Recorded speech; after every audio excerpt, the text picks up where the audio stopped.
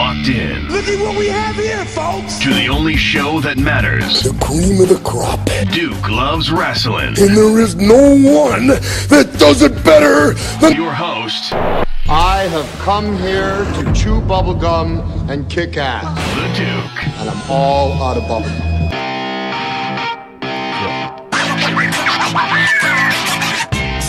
Yes! Yes! Yes! No.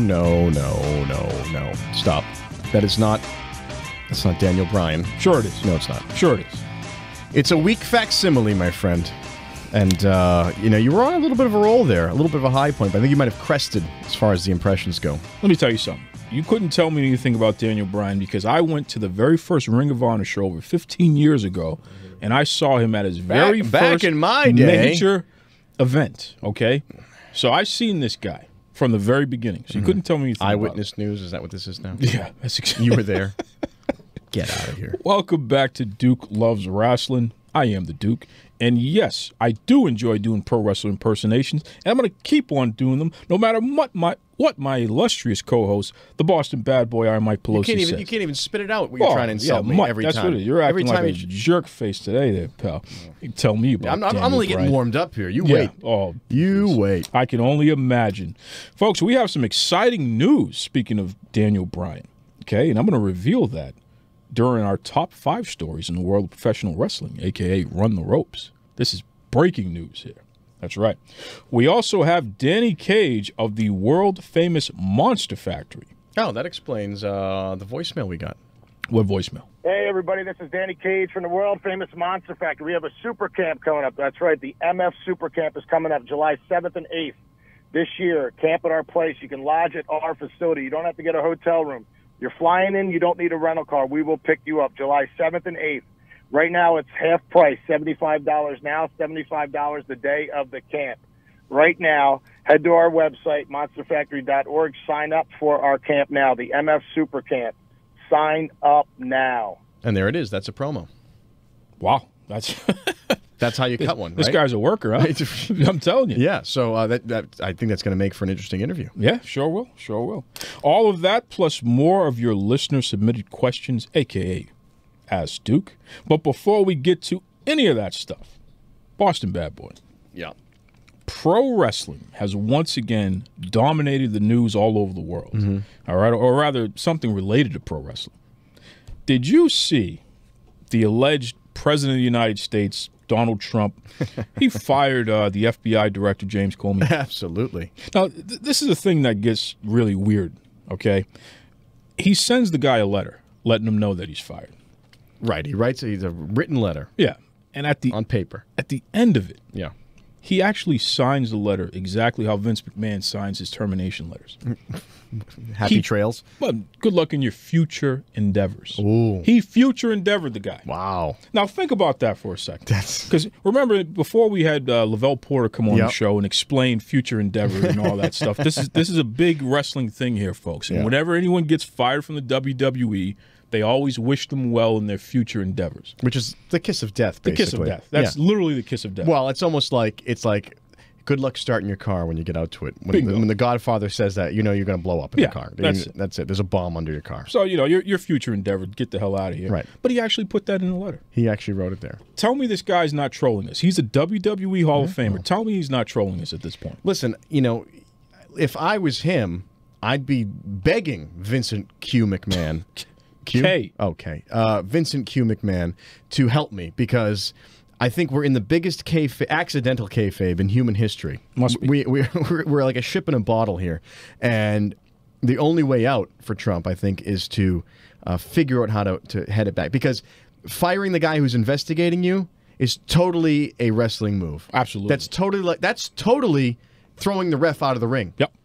That's or distracting him while he turns his back and then you get a couple of hits on a guy. Absolutely. That's literally what that is what just happened. Now, in wrestling, you get away with it because it's all part of the show. Trump tried to pull that shit off on people who were watching, regular people, and thinking they weren't going to... What is... Unbelievable. Listen, I'm not a genius. I wouldn't want that job. I don't care how much you paid me. But I think I would know enough not to do that in public so much. Like So that. then, is it fair to say he's doing it on purpose? At this point, we're running out of other alternatives. Yeah. Either he's extremely guilty, and they're getting very close to finding something on this guy that's going to make him very uncomfortable, or two, it's all an elaborate, on-purpose art installation. there's something else going on. This is the biggest storyline in the history of life here. I mean, I would say that this storyline rivals the Boston Tea Party. Like, rivals the kind of insane political upset Sure. that happened at the founding of this country. That's a good At least in call-out. American history. I'll limit us to that. Obviously, strange things have happened all over the world. Folks, I'm telling you right now, around the world, you are witnessing not only world history, but pro wrestling history, because a WWE Hall of Famer is completely going insane out there, okay? The only difference is if this was happening in the WWE, Vince would have a plan. There would be light at the end of the tunnel. Absolutely. I think Trump has gone off script, and I think that Vince would not agree with what's going on with this act. I don't think so. All we can do is stay tuned at this point. I think the next thing that you'd find strange is if Michael Flynn, a building falls over on him, and like Stone Cold Steve Austin driving a front end loader dumps a bunch of bricks on Michael Flynn, except it's actually real bricks. You know what I mean? Like, that's the kind of thing that's going to happen. That guy's going to accidentally step in front of a train or something. Unbelievable. And we go, well, I don't know. Jeez, it's going to keep pushing and pushing and pushing. This is the biggest soap opera going today, folks. Yeah. So when 8 hours of Monday Night Raw is over, Oh my you God. just turn on your news channel of choice, All right, CNN or that's whatever, enough. and you You had continue to go watching. there. You continue watching You the had to kayfabe. go to the disrespectful route. You couldn't just stick here and have a decent conversation for once, huh? This is a wrestling show, and Yeah. I'm keeping myself over. Oh, please, run the ropes.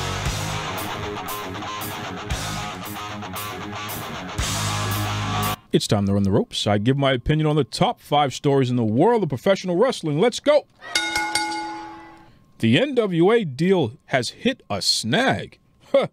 Folks, you're not going to believe this, okay? There are plenty of whispers going on in the world of pro wrestling. And they're saying that the NWA, we're talking the National Wrestling Alliance sale to Billy Corgan, a.k.a. the Smashing Pumpkin, it's in jeopardy. Does he go by the He Smashing calls himself Pumpkin? the Smashing Pumpkin. Singular. Yes. Singular It's pumpkin. not a group anymore. He's a Smashing Pumpkin. Oh boy. Okay. This guy's a real winner. Yeah. But listen, speculation is mounting that there could be a third party involved here. We don't know what's going on. We don't know what's going to happen. But I'm going to tell you right now, Billy Corgan, sir, if you don't get this promotion, I think it may be time to just leave the wrestling business alone.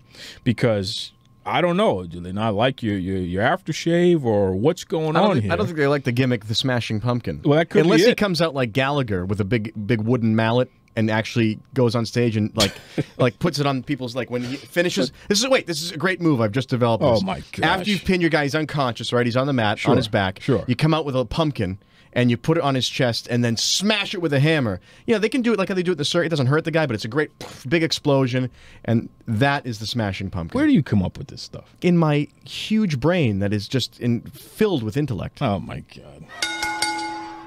Unbelievable. NXT star using her hair as a weapon. Folks, this is amazing here. I mean, this is really cool. And if you checked out the Duke Loves Rasslin Facebook page, this is why you have to stay tuned on the Facebook page every day, folks, because I post some really interesting stuff. Bianca Blair, a.k.a. Binky, she used her long ponytail to slap her opponent, Ruby Riott. Okay? Now, as you can imagine, both Riott and the fans were stunned to see such a creative move. I mean, we're going all the way back to Sindel from Mortal Kombat. I was just going to say, right? I've seen this in an Yes. 8-bit video game. I'm telling you, where she slaps you with the hair and picks you up and throws you around with it. I don't think that Binky Blair can do that yet, but just the fact that she whipped her hair, slapped her opponent, it's pretty awesome. Well, it's funny. I on the North Shore of Massachusetts, big hair was a big thing for a long time. I've seen Absolutely. some dangerous hair in my life. A lot of bouffants, a lot of Aquanet, very stiff. That hair. My mother had hair that could kill because it was like It was there. encased in diamonds. Nice. You didn't want her coming after you with that hair. No. Well, this guy's unbelievable. Roman Reigns and Braun Strowman injured. Talk about dumb luck. Okay. First, Roman Reigns He's been out with a legit shoulder injury. I'm sure you're real sad about that. Well, I was very happy about that, actually. Braun Strowman busted up his shoulder, thank goodness. But now we find out that Strowman has an elbow injury. And get this, it's going to keep him out of full action for the next 2 months. Wow. Now, keep in mind, this is like the big storyline that the WWE has going on, this feud between Reigns and Strowman. So for both guys to be injured, this is bad news, man. Well, this just shows another weakness in the roster for the WWE, doesn't it? No, they've taken two guys, especially Reigns, who they can't figure out what to do with. Sure. And what are they going to do? Have them like race hospital beds down the hallway? I mean, they've got. What's their backup reserve look like? Where do they go from there? Well, hopefully you put the women in a position where they can step up and But we fill all in know there. that's not going to happen, don't we? Well, we can hope. Yeah, keep hoping. Titus O'Neil getting sued. Yes, folks, according to TMZ, Titus O'Neil is being sued by a WWE cameraman. Now, allegedly, this is all allegedly, folks, WWE was filming a new episode of their prank comedy show, Swerved, and Titus was a subject of a prank that involved shocking people. Well, someone should have let them know that you don't go around shocking a muscled-up former football player, okay? That's not exactly the wisest thing that you should be doing. Titus allegedly proceeded to kick the cameraman. I mean, he kicked the guy so hard that the cameraman sustained significant injuries, okay? I want to know from you, the fans, do you think Titus O'Neil should be held accountable for this? Or do you feel that it's the WWE's fault? Because this cameraman, he wants over $1 million. He should get it. Okay, Titus is a big dude. He should get it from the WWE, and he should get something from the wrestler. No, because they're both at fault. From the wrestler. They're both at fault. He got shocked. What do you do? You reacted to the shock. That's not Titus's fault. They're trained professionals. No, don't give me that. And they're supposed to be trained professionals by the organization that they work for to ensure the highest level of safety while they're performing their sports entertainment. No. That was the man thought he was not within the realm of doing regular work, and then he gets poked or shocked with something. He jumped, kicked the guy. Okay.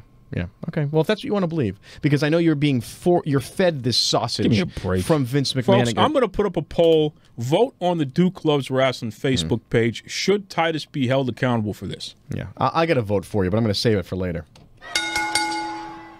And the number one story in the world of professional wrestling is,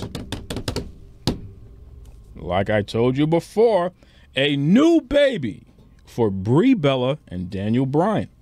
That's right, folks. According to various sources, including ESPN, E! Online, WWE Network, the whole 9 yards, Baby Birdie.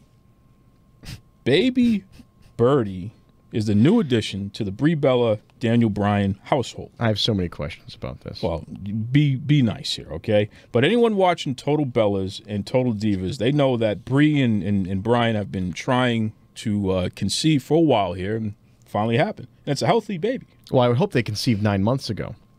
Well, you know what I mean. Okay. Well, I don't know if you know have you had the talk, Birds and the Bees and everything? You know, I'm going to have a talk with you all right there, pal. All right, here's my question, though. This is a couple of questions. A couple of questions. Be nice.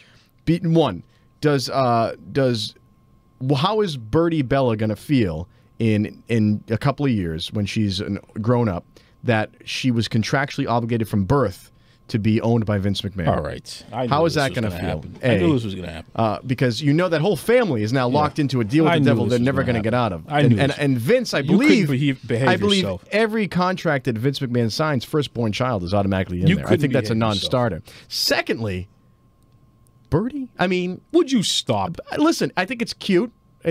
Just stop. I've heard it as a nickname, but it seems like, I mean, I think we're dancing on vegan stuff here. It's getting a little hippy-dippy. You know what? They are vegans. Yeah, I know they're vegans. Okay. And I know that... What is that supposed to mean? Well, listen, I know that Daniel Bryan is, because he's Mr. Glass. He's very sensitive to air and dust. You know, if he beats you and up, hits to the head, if he comes, he's in allergic to and those kind of things. And so I assume his wife is as well. Oh my goodness! Because it makes it easier in the household, right? You know, she had to eat meat during pregnancy. The doctors made her do it for the health of the baby. Yeah, that's right. Well, she didn't want to do it. You know why? Because that's the way God intended it. Oh my God! Eat humans are supposed to eat meat at some point. You want to be reasonable about it. Don't go pushing your ideas on other people. They can do whatever they want. Okay? Evolution is my idea. Biology, I invented. Thank you very much. Yeah. I'm going to go for a Nobel Prize now because you just told me I invented the way humans are supposed to act. Well, and you name your kids something that they're going to get harassed by at school. No, no one's going to harass that kid. That kid's going to be a tough kid. Okay. Give me a break. All right, Duke. All right. Duke, which I know is not your real name, but we'll get into that later. Congratulations to Brie and Daniel and baby Birdie. You've heard what I think. What do you think? Do you agree with me? Do you think I'm a jerk? Yep. Maybe something in between? Head over to Facebook. Head over to Twitter. Type in Duke Loves Rasslin and sign off. Up next, we got him from the world-famous Monster Factory, Danny Cage. This is Dusty Wolf, and I invite all you wrestling fans to join me over here on Duke Loves Rasslin.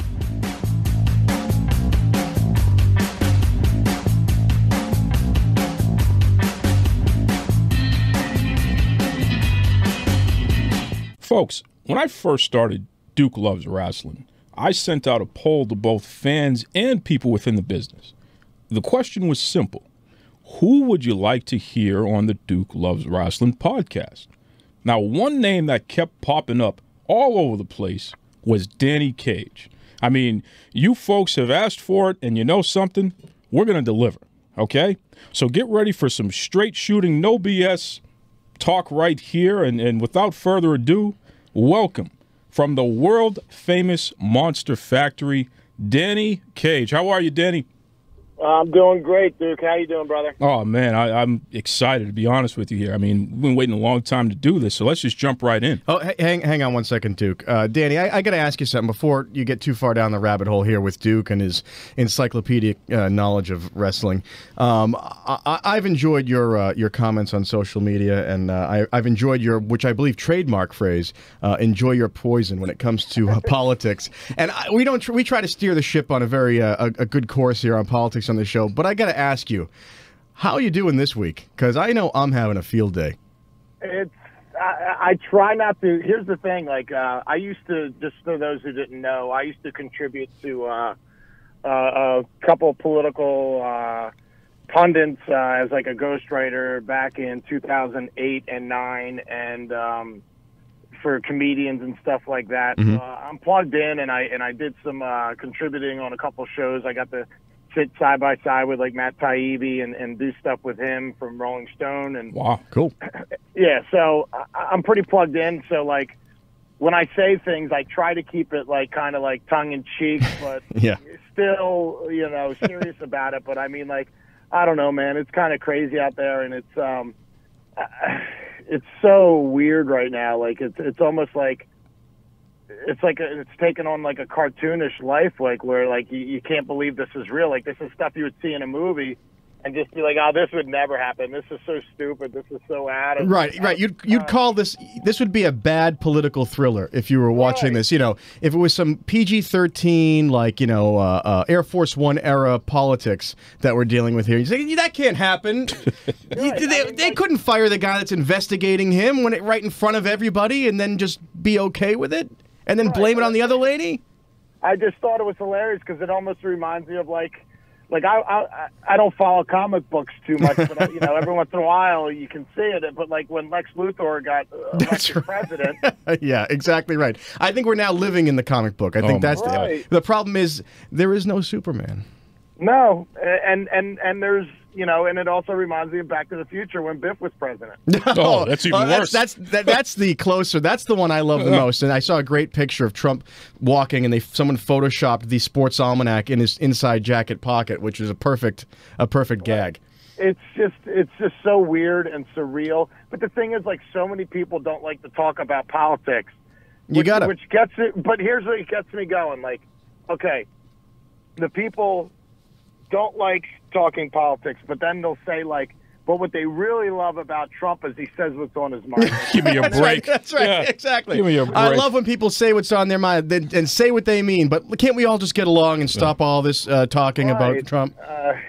So I just try to steer clear of it now, because here's the thing, like, especially with wrestling and all, I try to steer clear of it. Like, if someone asks my opinion, I'll give my opinion on it, but I'm not going to go and like it started to be like a time vampire where like I was wasting a lot of time trying to explain it to a lot of people who weren't going to Right, get it. that's right. Yeah, you get sucked in. Yeah, so I was just like, I'm not going down that vortex anymore. So every once in a while I'll put something out there, but I'm not going to lose sleep on it. And the thing is, like, if too many people start commenting nonsense, then I'm just going to delete it and make everybody miserable. Well, it's funny. Duke always points out that Trump is in the Wrestling Hall of Fame, and I think this whole thing might just be the biggest kayfabe in history. This might just been like, you know what? We're going to do what no one has ever done before. My alternate theory is that Donald Trump is really Andy Kaufman, too, who faked his death and then has been cultivating this Trump persona for years and years and years. And at one point, he's just going to pop out and take a bow, and that'll be it. And then we'll have to applaud him at that point. If they say Bill Hicks is possibly Alex Jones, I can't see. I haven't heard that one, but I like that. Unbelievable. Well, oh my God, yeah, they have the same cadence and they kind of look alike. So yeah, they're saying it could be him. I'd buy that. Well, let's stay on this for a second then. I mean, with the President of the United States being in the WWE Hall of Fame and an owner of WWE being in his cabinet, Linda McMahon, in the long run, do you feel that the association with politics is a good or bad thing for the business, Denny? Put it this way, it's a good thing for them, for WWE. I just think the more people discuss politics, the more connected people can become and actually informed. Because I don't think anybody before 2001, before 9/11, really followed politics that much unless you were like a really super geek. And faded. Like me. I followed politics prior to that, but after 9/11, the S hit the fan. Everything changed. Yeah. Everything changed, which made then the 24-hour news cycle happen. Yep. But in the case of, is it good or bad? Like, meaning, like, I just don't want to see it become exploited to the point where, like, people feel they have to follow one way or another. Exactly. Right. To get a job, to be in the business, you got to go one way or the other. I hear you. Right. Because I have people know the way I am, but I'm friends and work with tons of staunch conservatives, anarchists, whatever. It doesn't bother me as long as you got that common bond of, like, you're going to do what's right for wrestling. Right. I mean, put it this way. I mean, pretty much I think the WWE put the belt on Kane a couple of years ago, and he went on Fox News and was with Judge whatever his name is. Napolitano? Yep. Yeah, Napolitano, and basically said he fears his government more than the terrorists. And he did it with the WWE Heavyweight Championship over his shoulder, so that's kind of weird. Yeah. Well, it's funny. I think to your point of everyone talking, we learn in school, and I think it's sort of glazed over, and maybe this is before, maybe it's different now, but that, the Founding Fathers, and a lot of people say, well, the Founding Fathers, we see all these wood engravings and portraits of these guys with their wigs. They hated each other for a lot of the time. These guys argued and threw stuff and didn't talk for years, but they were able to figure out a course forward. And I think that when you take away that discussion, there is no course forward. You have to have that sort of battle of ideas for something to come from it. And the less you do, the more the more it's going to be bad. But also, where it comes to relating to wrestling, like you said, you don't want it to get too intertwined where either fans too feel that, well, I don't want to watch wrestling because that's Linda for McMahon. them. Yeah, that's for them, and they're in. It can't be like that. And I think more discussion, and when you realize, hey, the guy sitting across from me, he's a staunch Republican, but he doesn't break the law, and he's just a normal guy watering his lawn. You're fine, Right. Nobody goes to save somebody's life and goes, wait a minute, which way did you vote? Well, right, we hope exactly. not. Yeah. We hope not. Yeah. So let's jump off of that for a second there.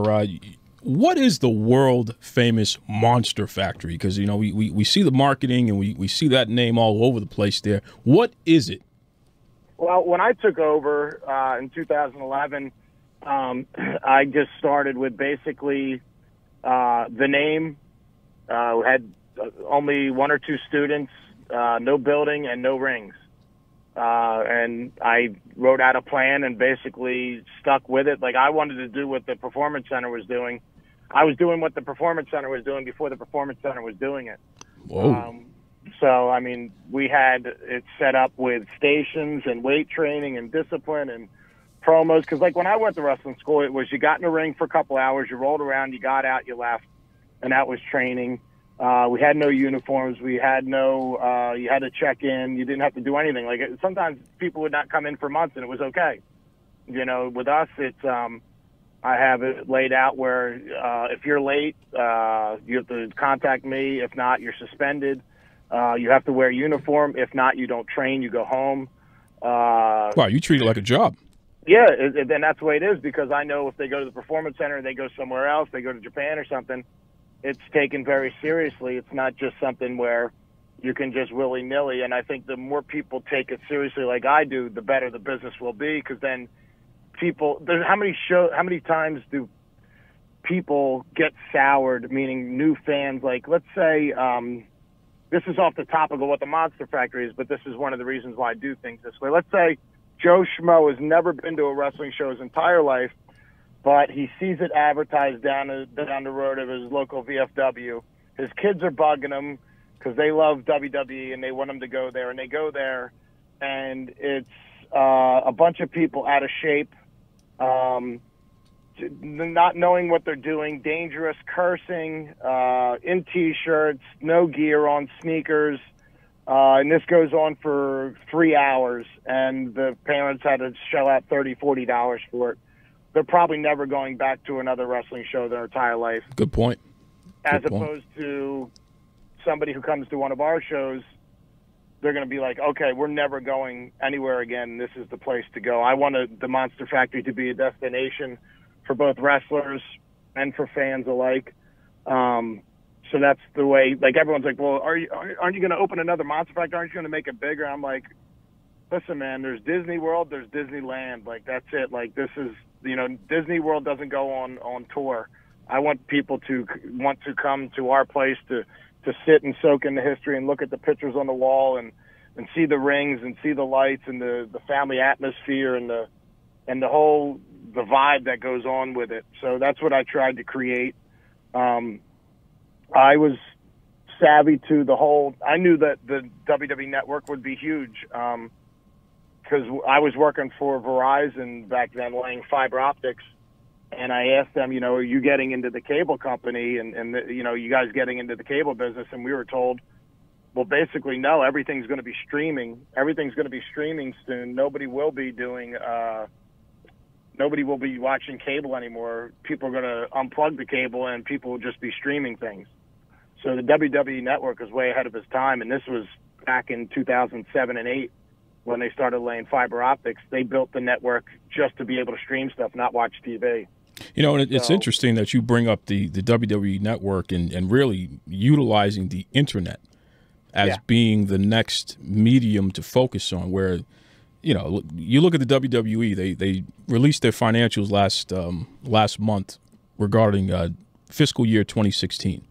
They made more money in fiscal year 2016 than ever before in the history of the company, primarily because of the WWE Network, because the fans are not consuming the wrestling product on television as much anymore, but everybody's on the internet. Yeah, well, that's the thing. You know, people are harping on the ratings. The ratings doesn't mean jack crap. The ratings mean nothing. You know, the house shows that only do a couple thousand, that doesn't mean anything. What means is, as long as your content's getting out there, you know, the social media, the WWE Network, their Twitter, their YouTube, all this stuff can generate income. Their merchandise, all that stuff. I mean, it's unheard of, the options, but the people are so stuck in the 80s of TV, TV, TV. The TV is gone, man. The TV is gone. It's you know, your phone now, the smartphone, the tablet, the computer, the PC, the smart TV with internet access. That's your actual TV, and that's where I center our stuff on with our own network. And our own network I wanted to do different with the mfnetwork.com. I have it available on Roku, Chromecast, smart TVs, PS4s, Xbox, and basically on there is training, you know, behind the scenes stuff, plus wrestling shows, segments, music videos, seminars, you name it. So it's for the fans. you know, I wanted to make it like a destination place for the fans and the wrestlers. So that was another thing that I launched a couple years ago, and I run all that myself. So sometimes it's not updated as much as I'd like, but I'm starting to, you know, get more and more content, and I have over 4 hard drives, 4 terabytes each of stuff just ready to be loaded on. So, goodness. Yeah, we have tons of stuff. So I'm a huge believer, and Duke and I have talked about this before, with competition being good for any business. And the WWE, and Duke, you were just saying that they're worth whatever they are with their new financials coming out. They're a monolith. And it's funny, to me, as they became big, right, they had to deal with cable companies and pay-per-views and do all this sort of analog stuff. With digital, with smaller companies being able to spread out on the internet with very low overhead to be able to do it and very low staffing, do you think that that's going to be a boon for the industry overall, that all these little smaller promotions can pop up, smaller companies, and offer content in the same high quality that the WWE does, maybe not the same production value necessarily week to week, but offer it and get it to the fans just as quickly, and that's going to be a better thing for the industry overall? Yeah, it's good for everybody. If the WWE is doing good, everybody's doing good. Right. Now, you know, people will say, well, you know, we need more places to work and, you know, this and that. There's plenty of places to work. The only thing is you're not going to get, you know, what you're asking for. So that's on you. Put it this way, sooner or later, there's going to be an opportunity for somebody to get potentially as big as Vince. The only problem is nobody has the patience for it. Everybody wants it. No, seriously. Well, you have to be a certain. You have to be a certain kind of megalomaniac. You have to be a certain kind of focused, completely micromanaging type of person to say, I know exactly how every little button and lever is pushed and pulled, and I'm going to be there 24 hours a day to do it for 30 or 40 years. Yeah, and that's the big problem is nobody has the patience. Everybody thinks it's just add a ring, some water, and some wrestlers, and you have a wrestling organization. Good luck. Well, you know, I was thinking that maybe, you know, with technology, with smaller companies, and I might be off here, but with smaller companies being able to offer, let's say, a full streaming service. I'm a small wrestling promotion, and I'm able to stream live, and I've got, say, you know, 10, 15,000 regular viewers for my events. Does that make me more attractive for, you know, a higher level of talent now to work with me and build that network up that way? Yeah and no, because it all depends. Because put it this way, like the funny thing is, like, everybody's main goal is either Ring of Honor or Evolve, or Ring of Honor, WWE, or TNA or Impact, and people look now and they go, okay, well, I can go to Evolve, and that means I'll go to WWE, which isn't necessarily true, but everybody assumes that. You know, that's just the you know. And I like Gabe and I like what they're doing and all, but like it seems like that's the flavor of it. Like, oh, that's how you have to get in, which isn't necessarily true, but it helps to have that kind of relationship with them. I don't see anything for like anybody like, okay, CZW has their thing and they have like their little niche of fans out there that love their stuff. And I know that I think they have like their own thing like CZW Studios and all. And I've never watched it, but I heard like they have good content and stuff like that and subscribers. But the problem is for every 5 or 10 that pop up that work, there's probably 1,000 that have their own network. Like when we were looking into it a couple years ago, I'm like, oh, these guys have their own Roku channel, and I looked it up, and I was like, holy shit, I can't believe this is actually on here. Wow. Like, Right. The quality. Why is this on here and we're Right. not? I'm like, I got to get on this, like, and do it right. Like, Well, this is yeah. disgraceful. It's sort of like the fact that YouTube is so easy. Not everybody is Francis Ford Coppola all of a sudden because they have the access. Yeah, but but competition is probably good, and more venues for people to make stepping stones into an actual career is good, because I think the last thing you want to do is have less avenues towards long careers, because you're going to get less people coming in to schools and into the business, just even on an amateur level. Right, but another thing that you run into also is like, it becomes like, I have the big thing is like, we create stars, they rent stars. What you see now is it could be a promotion, and all they do is they they basically rent all the ex-stars from WWE or Impact. But, like, what are you seeing now? You're just seeing people that you could have saw on TV. What, now you just see it in person? Like, it's like a greatest hits album versus an actual album, like, yeah. Yeah, like you weren't seeing, they weren't selling out shows then.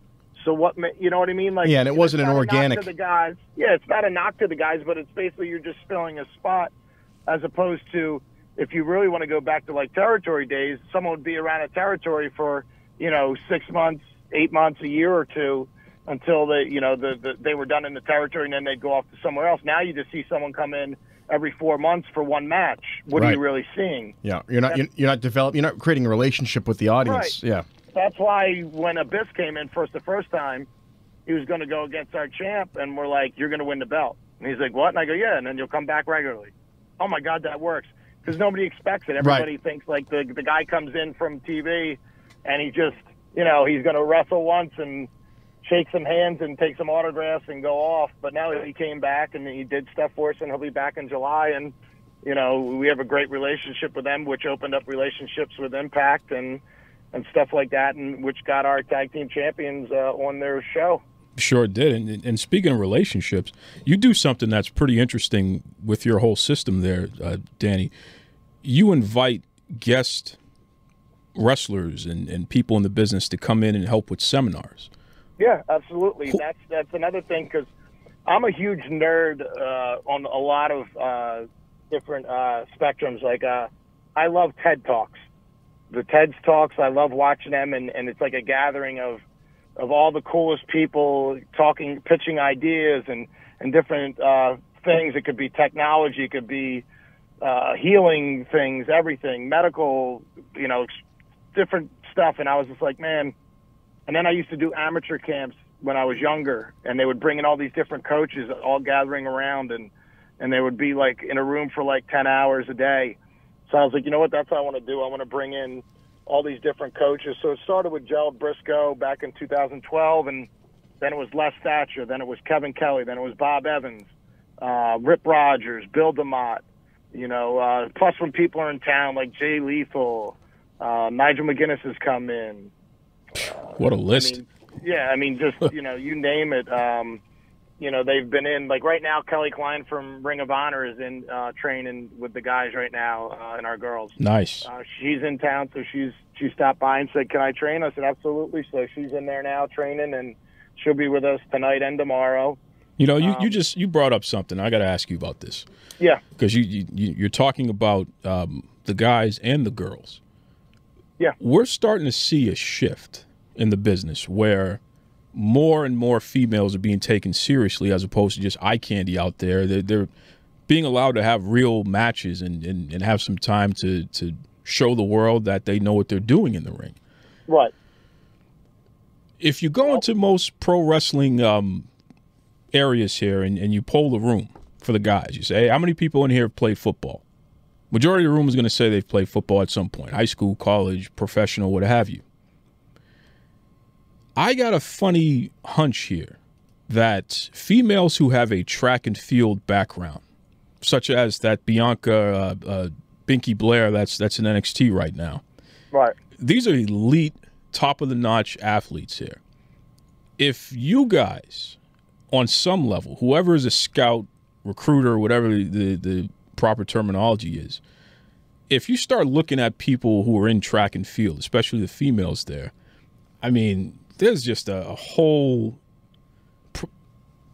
amount of people who are untapped there that we could actually continue to keep the business strong and healthy and what have you, because these are folks who they're already in top shape. They already understand regimens and things like that. What are your thoughts on that kind of idea? Well, not only that, I mean, you saw it a couple of years ago, the uptick in girls actually doing amateur wrestling. Oh, yeah. And competing alongside the boys. So I think that benefits too. Plus, say what you want, but to see different women doing great things in the public eye inspires all, not just in wrestling. Whether it be somebody, in movies or TV, that inspires people instead of just seeing the plain old you know, old white dudes doing stuff on TV. With the big belly. Yeah, you know, we got, but I just mean like in anything, whether it be on TV, meaning like TV shows, TV roles, everything like that. I mean, like before, like you wouldn't really see movies that would have starring women in it. You know, it would all be leading men. You know, but then you saw like, you know, movies like Julia Roberts. She was, you know, I mean, like look back like in the 80s and 90s and now there's a lot of roles. Like Sandra Bullock was a leading actress in a movie. Before it was like, no, it's supposed to be a leading man, not a leading actress. Absolutely. You know, wait a minute. There's a movie, you know, unless it's like a romance, like there shouldn't even be women in it unless they're eye candy. Now there's, you know, more stronger, better women out there. So, you know, as a father of 2 little girls, I love it. I think it's awesome. I tell my girls they can do whatever they want. I got one who does softball and soccer, another who does cheerleading and basketball. And, you know, they're butt kickers, man. They don't take any crap from anybody. You could have future world champions right there under your roof there, brother. Who knows? Whatever they want to do. If they want to do it, they can do it. You know, I'm going to support them always. I'll never understand how someone can't support their own child's dream. It's shattering to me, especially being a coach. I see it all the time with people that crap on their kids' dreams. If I listened to my parents and I listened to people around me years ago, we wouldn't even be talking. So, you know, you got to just go out and do your own thing. So I think I like what you know, put this way also, though. They only had one choice to go with the girls because they went to the PG route, so they couldn't do what they were doing with them before. Good point. So they pretty much had to say, all right, well, now you're going to be wrestlers. Yeah, I mean, we had Looney Lane, who was part of that whole hot lesbian action angle over a decade ago. We had her on the show one time, and she told the behind-the-scenes story of that. You're absolutely right. Where can you go from there? Right, so they pretty much had to be like, okay, well, you're going to have to be even better than the guys. And that's the way it is in the real world. You know, if you're going to be a wrestler in high school and you're a girl, then you got to be better than the guys because if you're an average girl wrestler, everybody's going to crap on you. Yeah. We're talking to Danny Cage. The workforce. No, you're absolutely right. You're absolutely right. We're talking to Danny Cage of the world-famous Monster Factory, folks, one of the premier training facilities in all of pro wrestling. Danny, what pisses you off? Excuses. Not listening. I'd probably have to say also the biggest thing that pisses me off is wasted talent. Like, you know, Bronx Tale says it bad, nothing worse than wasted talent, and I see it daily. You'll get guys that'll come in here and they're so, you know, oh, yes, I'll listen, I'll do everything. I'll listen, I'll do everything. And then once they realize, wait a minute, this is hard work, but this guy over here doesn't know anything about me, is telling me I should be doing this, I'm going to go listen to this guy. So, you know, that's what gets people kicked out most often than not. Like I said, like, you know, I've never kicked anybody out, but they've kicked themselves out, you know, plenty. And that's the biggest frustration. Like, there was a big rumor that I wouldn't let our guys go anywhere. I was like, I let our guys go everywhere, but I'm not letting them go just anywhere. And also they got to clear it with me because I don't see, like, for example, a lot of people love to say, like, making the towns and doing this and doing that. Well, people had to do that in the 60s, 70s, and 80s. You know why? Because that was the only way you got to train. Because there was no wrestling schools. There was no place to work out. So that's why you had to take as many bookings as possible, because when you set up the ring, you took down the ring or whatever, you might be able to work out an hour or two before and an hour or two after. But right now we have these things that are called wrestling schools. So you don't have to drive 8 hours to wrestle 5 minutes to then wait around to be able to wrestle at the end of the night. You can actually drive sometimes a half hour to 45 minutes to a wrestling school and wrestle for 8 hours sometimes in a day.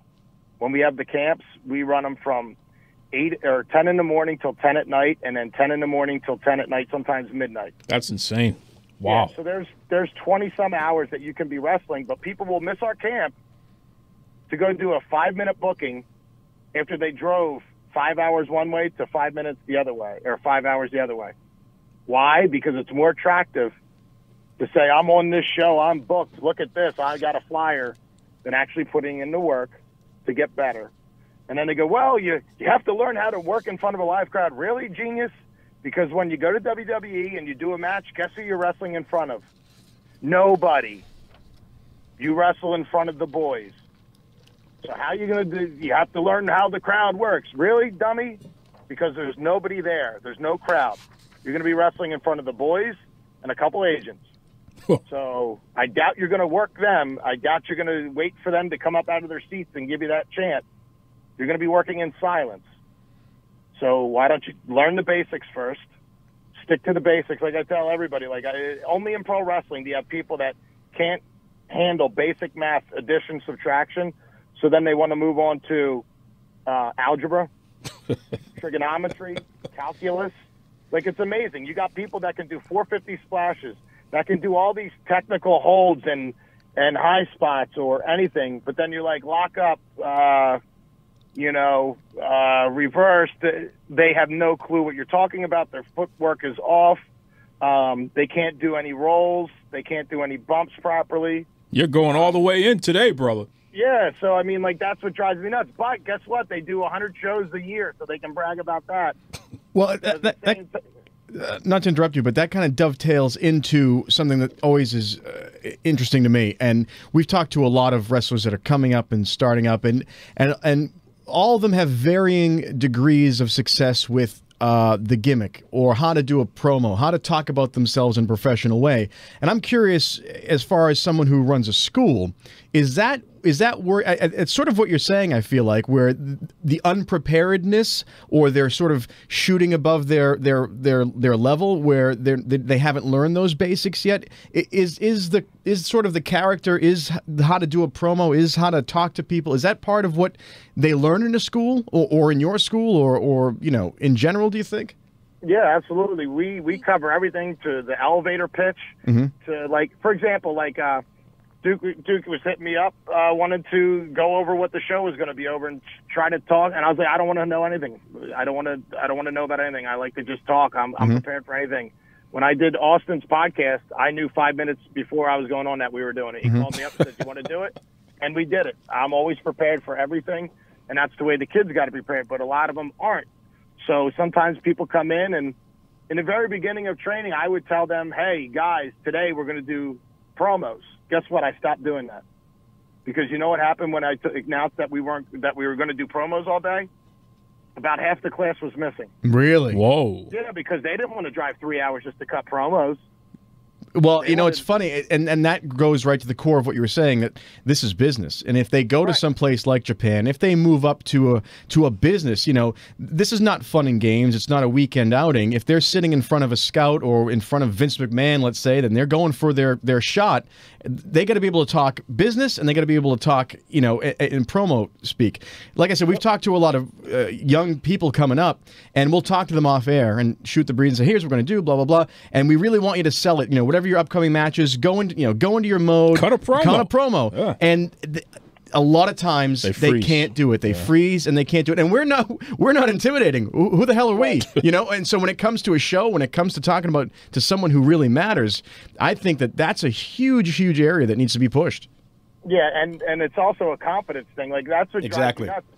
And it's also repetition breeds habit, and that's why we have them do all the drills that we have them do. That's why they take down the ring and break it. Like, we do, like, for example, this Sunday, there's an opportunity to work 5 shows or 5 matches in front of 5 different crowds for our kids. Wow.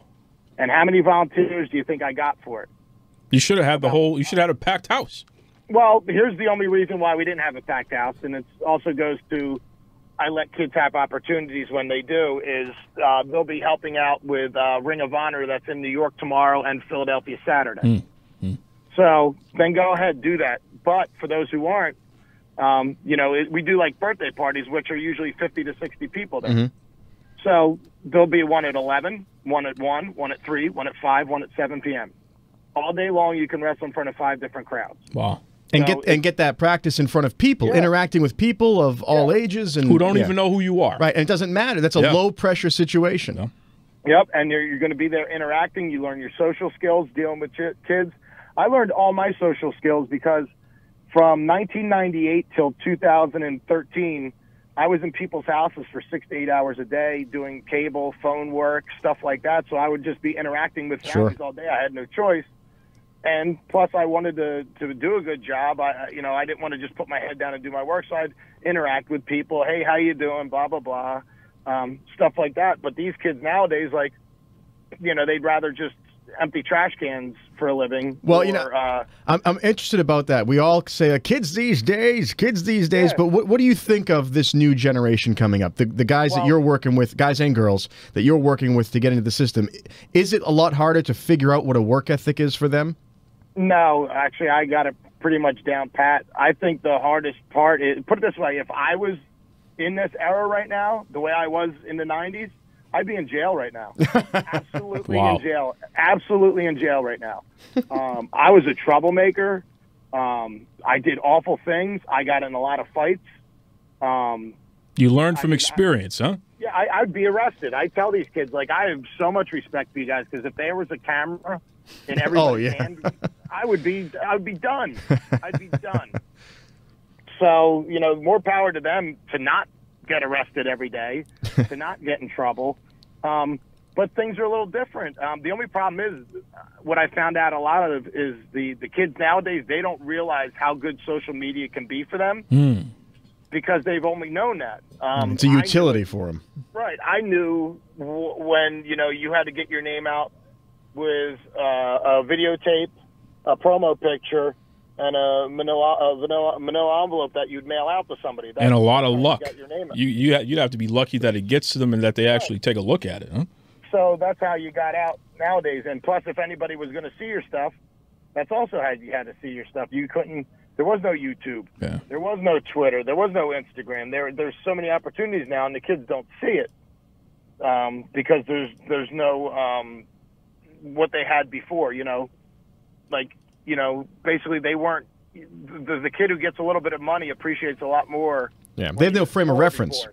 No, right. Yeah, and it's almost like wallpaper now. I mean, I think that, the younger generation, and I'm guilty of it too, and I know Duke is for sure because he's on the internet all the time, but it becomes a bit of static, and so it's hard for them to say, this is another tool that I can use, rather than this is just my day-to-day wallpaper that I go throughout my day with.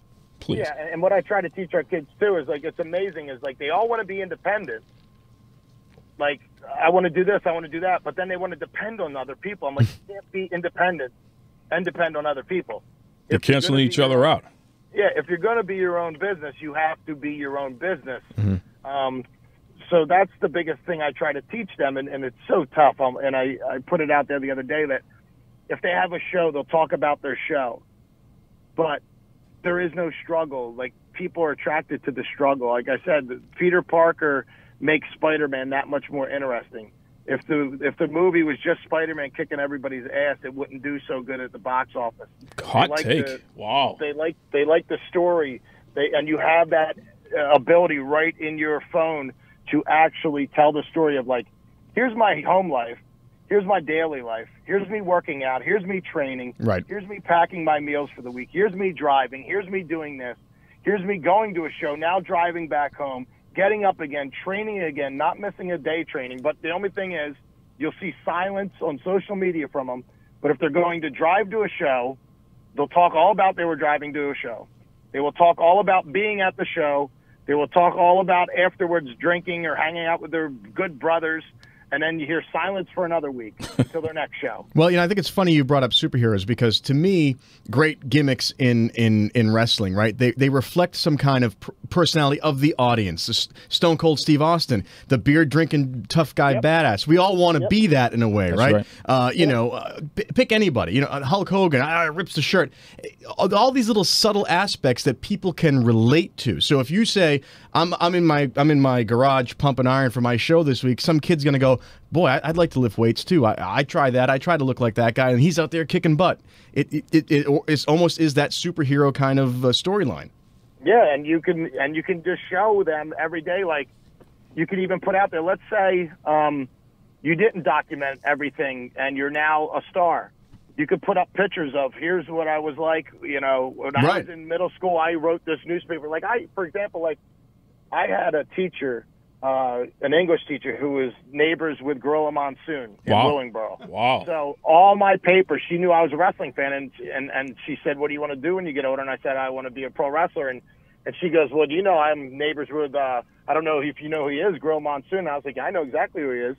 So every time we did any papers, she would let me basically do it on some kind of way around, but doing it on pro wrestling, no matter what. Because I was a bad kid, and if I showed up to class, I was lucky.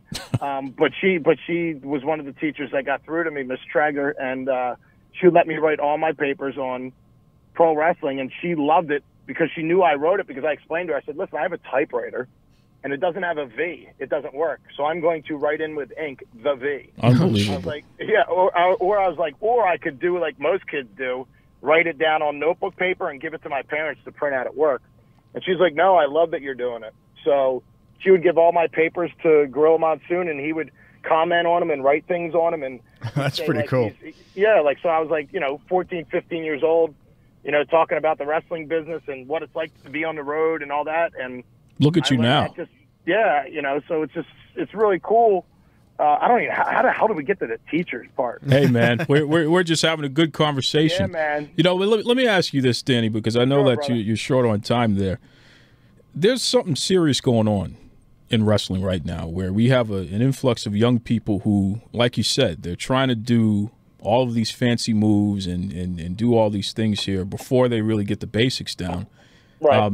And then you have people who are just straight up hurting each other. Right. I know that there was a video that had gone viral there where you had Urban Legend. He had a match with Juggernaut. And it was a pretty stiff and serious match there where, Legend took a couple of serious headshots. And in the end, he had a significant concussion. He had to have emergency surgery where they had to break his nose and then put it back together. And Talking about social media, he was Instagramming from the hospital bed. Literally, with his nose and tubes stuck up in him and what have you. And we also had a rash of people having heart problems in the ring. What sort of advice can you give, and what sort of training do you provide for these young people to teach them how to protect themselves? Well, number one, I always tell everybody, you're not a tough guy if you can beat somebody up in a wrestling ring, because you're already up on them because that person's willingly given their body to you. So I don't believe in any of that crap. Number two, nobody is going to sign you because you can do the cool, crazy things. They're going to sign you if you have the basics down, track record, good work ethic, good look, cut a hell of a promo. Nobody's going to say, "Oh, that gimmick." No, because how they'll just steal your gimmick and give it to somebody else. So I tell people to stay away from like the headshots. Like, for example, us, like if you go to the top rope, you have to ask permission on one of our shows. To go to the outside, you have to ask permission. Not only that, all our floors are matted all the way around, wall-to-wall, amateur mats. But, yeah, to give, like, headshots and stuff like that and stiffen each other, like, it just makes no sense to me. And I've had people before where I found out they thought they had concussions after a show, and I instruct them, get to the doctors now. Don't take anything for it. No aspirin, no nothing. No alcohol. You're going to take him to the hospital now. Get him checked out. It's foolish to see people, like, the art of wrestling is to make it look like it hurts while not hurting or injuring the other person. Not meaning not to make contact and stuff, but you can hit snug in safe places, the chest, the back. And the biggest problem you get with wrestling as far as like the heart stuff is a lot of them aren't in great shape, and a lot of them are surviving on energy drinks and no sleep. So that gets that ticker going. And that's the whole world there. Now imagine bumping around in a wrestling ring after all that. And how many people actually train 3 to 4 days a week? And there's a difference between in-ring shape and in shape. And in-ring shape is way different. I've had great athletes in here that started working out with us, and their tongue is dragging because they're not used to in-ring shape. But once you get used to it, you adjust to it. But the only problem is if you're not working constantly and working out in the ring, doing a show 3 times a month is not going to get you in ring shape. That would be like sticking to a diet only 3 times a month. What do you think you're going to look like at the end of the year? Good point. You know, so that's a big thing right there. Is but yeah, as far as like going out there with the intent to injure somebody, that's just an asshole move. I try to tell our kids just, you know, take care of each other the best you can. Like I tell everybody, like we're a brotherhood, especially with the Monster Factory. Just not only in wrestling, but like our school is a brotherhood. Like you guys might not like each other, but like you look out for each other. Like if anybody's going to do anything to each other, you know, you put an end to that. If I ever see bullying and stuff going on at the school, you know, I'll put an end to it. Because I tell the people, you know, not only are you messing with that person, but you're messing with my money. Because if that student quits, now I got to go chase him for my money. You know what I mean? Like seriously, like, you know, if you want to, instead of like, don't be a bully, it's not nice, you know, they'll roll their eyes. But I say, you fuck with my money, I'm going to fuck with you.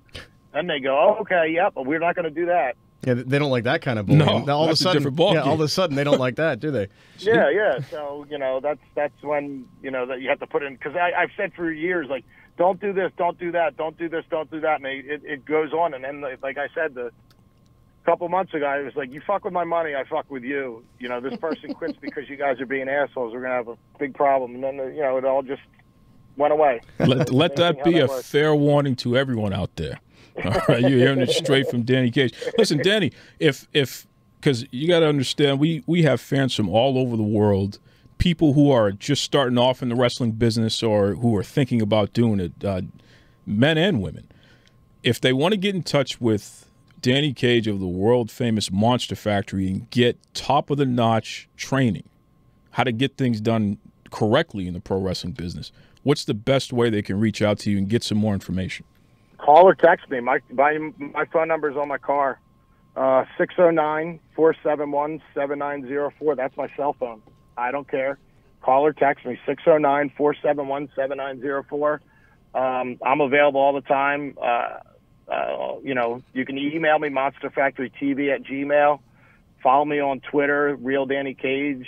On Twitter, The Danny Cage. On Instagram, Real Danny Cage. I handle all the social media myself. I don't think I have any more friend space on Facebook, but I'm also The Danny Cage and a public figure on Facebook. But just hit me up, and you know, we've had people move from South Carolina, Alaska, Florida, California to come train here, Detroit, and you know, when everybody says like, oh well, I live in such and such, and you know, it's tough for me to get there. I'm like, well, Sheamus found a way to get here, and he lived in Ireland. So figure it out. Wow. That says it all. His name is Danny Cage. He's from the world-famous Monster Factory. Danny, thank you for joining us. You got it, brother. Man, if that's not a straight shooting guy, I don't know who is. No. Passion. Yeah. Passion and focus. So that's pretty cool. I mean, I like getting good answers to my questions. Oh, really? Because I have very good questions, and I like when our guests give me straight answers, and we can talk about it. I wonder what that means. I like the efficiency of that interview. Oh, okay. I think I did a very good job there. You keep patting yourself. I'll give you a 7 out of 10. You took a shot at me during that interview, too, and I let that go, but don't think I forgot. I just didn't want to straighten you out in front of our guests, just so you know. Can do whatever you want. Okay. You know, but I think I'm going to have Danny Cage send some of his students to come deal with you. Oh, please, here we go. Okay. You know what? He's not messing with you. Yeah. Well, your crazy controversies and you trying to recruit wrestlers for your imaginary causes. That's right. Duke's Dynasty. That's what we call it. Please. Folks, up next, more of your listener-submitted questions, a.k.a. Ask Duke. But before we get to any of that, you got to head over to Barnyard Cheese, folks. That's right, Barnyard Cheese over in New York City. They have the greatest sandwich in all of sandwich history. It's the Iron Mike knuckle sandwich. Yeah, no. I'm going to fill everyone in right away. No. You tried that nonsense last week, and you totally stepped on my commercial here, okay? We're talking about the Duke sandwich, ladies and gentlemen. I mean, we've had numerous folks actually send me messages saying that they went and tried it out and it was good. How can you imagine? How can you have a Duke sandwich when even the utterance of the word Duke makes someone lose their appetite? How can you have a Duke sandwich? Give me a break. Folks, listen to these. It's like having a dingo sandwich. Hey, it just turns my stomach. Don't you start on Dingo today. Please. You leave Dingo alone. Yeah, Dingo, he's got a lot of free time on his hands, clearly, so I can make fun of him and his sandwich. Dingo's actually had a Duke sandwich. Yeah, see that? He would have a Duke sandwich. Yes, he would. Yes, he would. Listen to these ingredients. Serrano ham, manchego, membrillo paste, light olive oil, and this is all on a baguette. And like I told you before, get it Duke style. Oh, please. Get a little red wine vinegar for a dip. A little dip on the side. That's not what I heard Duke style means, oh, but yeah. we'll go into that another day. Sit there and cut it out there. Stop depriving yourself of deliciousness. Visit barnyardcheese.com for more info. Enjoy. I'm Coop the Comedian, and you're listening to Duke Loves Rasslin.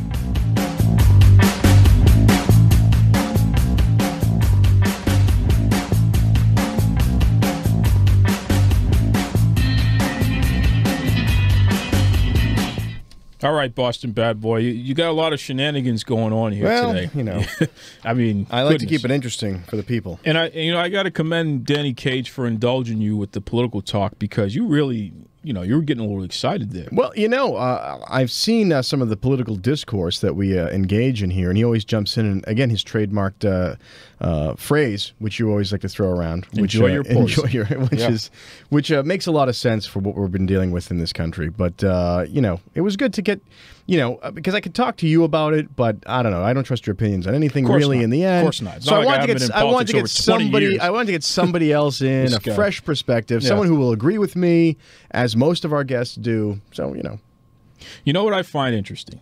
You have a habit of talking about yourself and bestowing this importance on yourself when it is clear that you really don't know what you're talking about. The thing is, when you've earned it, you've earned it and you've proven it, then you own it. That's it.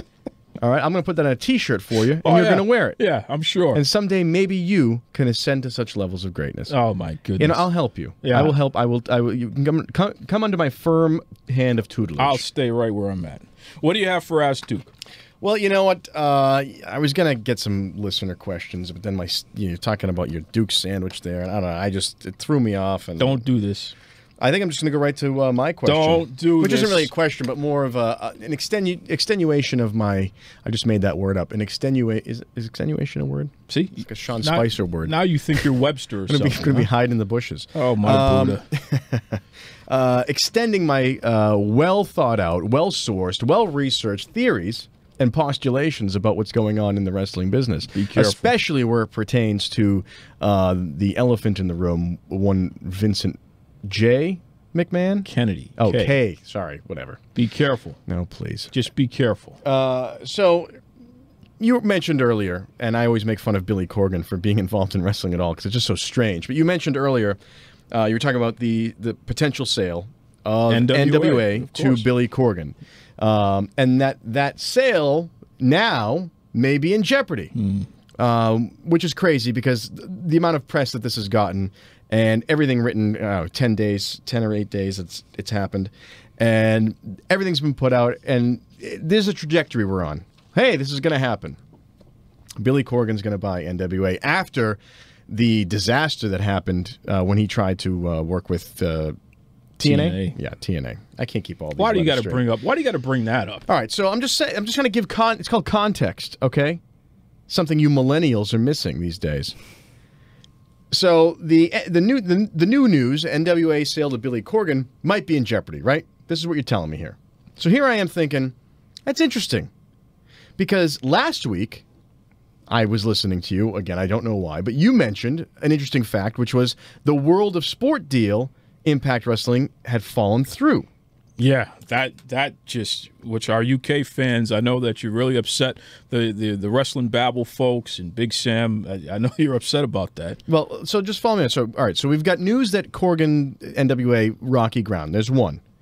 Two, World of Sport deal, Impact Wrestling, falls through. And the week before that, there was musings and murmurings of Lucha Underground being in trouble. Yeah, Lucha Underground is definitely in danger of not having another season per se. Okay, so that's 3. And now I'm also hearing through my well-placed sources that aren't you, Ring of Honor may not be in a safe position, as everyone assumed that was a very sort of steady spot. They might be Don't start any rumors about Ring of Honor now, okay? Listen, it's not a rumor. Just be careful Do the research yourself. Oh, so now you're plugged in. Now you know what's going on in wrestling, right? Here's the thing. I've always been plugged in, okay? I just want you to know that. Sure. On a great many levels, I am plugged in. Sure. This is what I do. This is what I am plugged in, and I'm on a show. And I give you the facts that you need to know. Is that what you do? That's right. I keep you in line. You and all your little minions like Dingo. Yeah. I keep you in line. Here we go again. And you with have Dingo. no retort to anything that I have to say because not. I'm the man with the microphone. Sure.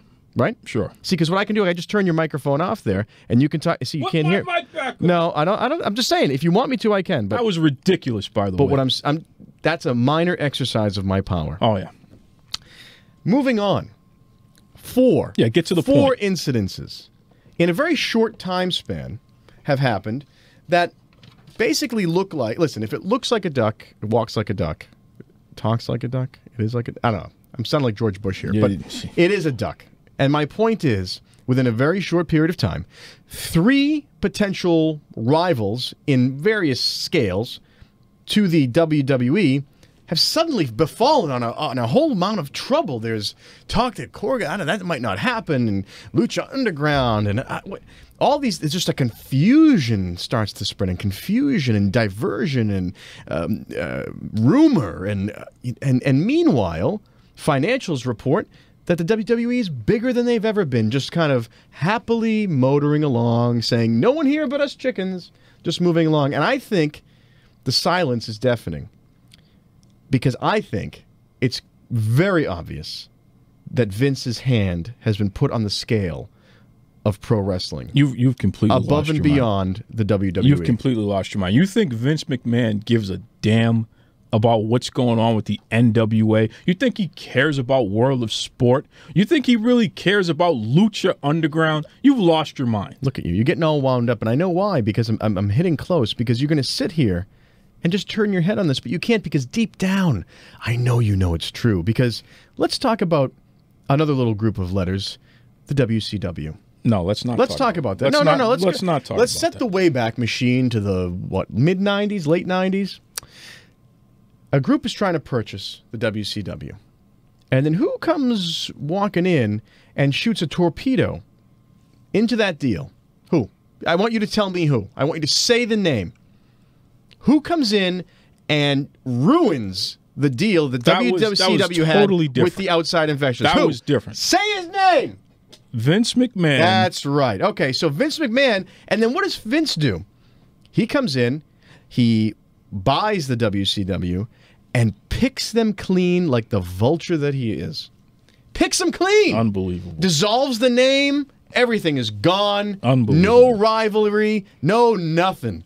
Just smited them. Playing God once again. And I'm not even going to talk about what happened to ECW. All right. I'm not even going to go there. All right. Took him right to the end. Now you think you know history now. Here we go. Go all the way back to the way WWE, previously WWF, previously WWF has done business. Your territory, you want to do business with us? No. Destroyed. Your territory, you want to do business with us? Destroyed. What is the state of the territories right now? We just had an interview and we talked about that only now are smaller companies starting to recover from what they did in the late 60s through the 80s and into the 90s. Destroyed it. Salted the earth behind them. And you mean to tell me the leopard has changed his spots? Are you out of your mind? Come on, man. He is stirring dissent amongst all of these little things that are happening. Lucha Underground, Billy Corgan. I don't know what he's doing. Did Vince McMahon tell you that himself? Or is this some kind of made-up nonsense that you're spinning in your head? Because admit it, Boston bad boy, you're jealous of Vince McMahon. Let me just tell you something. Wish you had what he has. Let me just tell you something. That's what your real problem is, right? If Vince McMahon had the ability to fire James Comey, if James Comey was looking into Vince McMahon would certainly fire him the same way his buddy Donald Trump did. Give me a break. This is somebody who has no scruples when it comes to this, especially when dealing with other territories, other businesses, anything. Why are all the... I want you to give me an explanation. Come back at me a little bit here, because you're sitting there shaking your head like Mr. Know-It-All. Tell me why all these strange accidents have befuddled these other deals. Look, tell me why. Here's what it comes down to, and I don't think people really understand this, okay? Because you're becoming unglued at this point. It is difficult to run a wrestling business, okay? We're talking about a business that is not the easiest thing in the world to do. Yeah, it'd be so hard to run a $2 billion business. Well, it must be real difficult, okay? And it takes a lot of, I mean, even Danny Cage talked about it. And you actually pointed out you have to be dedicated. You have to eat, sleep, and breathe. No, I also said megalomaniac. If you recall, I called Vince the megalomaniac. And I was love to call people names. Well, that's your problem. I was being nice really about disrespectful. Listen, there's two sides of megalomaniac, and Vince takes it too seriously. And I'm going to tell you how he takes it too seriously, how he pushes it too far. I'm going to say two words to you. Aiden English. Oh, my God. Let's talk You're about. You're not going to pull a Dave Meltzer on my show today, pal. Let's talk You're about. not going to pull a Dave Meltzer on my show. Pull whatever I want. I'll shut your goddamn mic off if I want to. This new gimmick that he's having, like he's having an emotional breakdown, that he's parodying mental illness. You're going to tell me that has nothing to do with Morrow? Oh, my God. Well, how convenient that timing is. Oh, my God. You're going to just tell me that's just a coincidence? Like these other 3 deals have gone out the window? Listen, I thought we got through the whole show without going back to this whole Morrow stuff. And here you go trying to dig it back up again. It's an important thing. Okay? It's an important thing. You try to dig it back up. He put out a statement saying that nobody did anything to him. And here you go. Listen, here you go with this nonsense. You'd put out a statement telling me you'd love me for $50. I know your price, buddy. Yeah, right. I know your price. Right. And here's the thing. It's not going to get any better. Vince is going to keep pushing this kind of crap until it bites him right in the rear. And guess what? It's going to happen sooner rather than later. It's going to happen. I'm wrapping this up. Thank you, Danny Cage, for joining us this week. Folks, you can head over to YouTube, type in Duke Loves Rasslin. You can catch all of our previous episodes. We're on iTunes. We're on Soundcloud. You can catch the newest episodes there as well.